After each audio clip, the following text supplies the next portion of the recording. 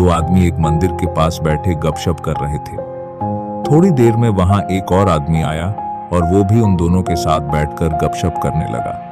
कुछ देर बाद उन तीनों को भूख लगने लगी। पहला आदमी बोला, मेरे पास 3 रोटी है। दूसरा बोला, मेरे पास 5 रोटी है, हम तीनों मिल बांटकर खा लेते हैं। अब सवाल आया कि 8 रोटी 3 आदमियों में कैसे बांटे।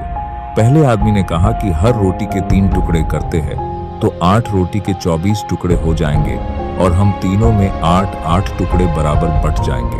तीनों को उसकी राय अच्छी लगी और 8 रोटी के 24 टुकड़े करके तीनों ने 8-8 रोटी के टुकड़े खाकर भूख शांत की और फिर बारिश के कारण मंदिर में ही सो गए। सुबह उठने पर तीसरे आदमी ने दोनों को धन्यवाद दिया और 8 रोटी के टुकड़ों के बदले उपहार में 8 सोने के सिक्के देकर अपने घर की ओर चला गया।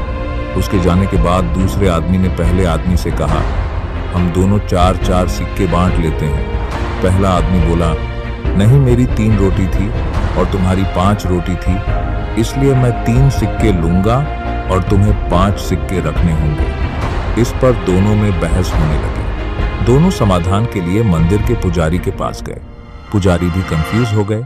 पुजारी ने कहा, तुम लोग ये 8 सिक्के मेरे पास छोड़ दो, मैं कल सवेरे जवाब दे पाऊंगा। पुजारी को वैसे तो दूसरे आदमी की 3 रोटी के 3 सिक्के और 5 रोटी के 5 सिक्के की बात ठीक लग रही थी, पर फिर भी वह गहराई से सोचते सोचते गहरी नींद में सो गया।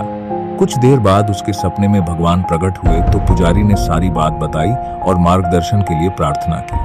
भगवान मुस्कुराकर बोले, पहले आदमी को 1 सिक्का मिलना चाहिए और दूसरे आदमी को 7 सिक्के मिलने चाहिए। भगवान की बात सुनकर पुजारी अचंभित हो गया और पूछा, प्रभु ऐसा कैसे?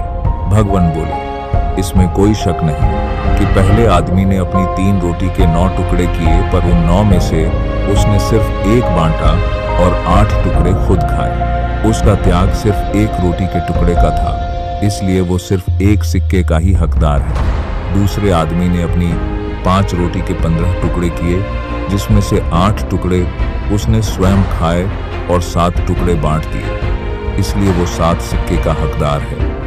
यही मेरा गणित है और यही मेरा न्याय।